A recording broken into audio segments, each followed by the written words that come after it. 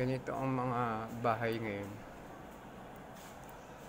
Parang bahay ng kalapate. Sa isang kwarto, bawat isang pamilya. Yan lang mga kablog ang topic natin.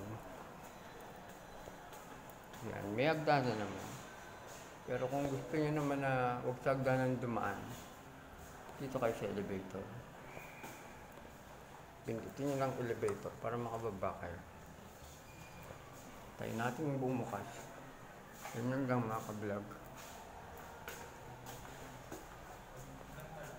Ito ang mga condominium ngayon. Yan. Like, share, and follow nyo lang para sumikat naman tong vlog ko.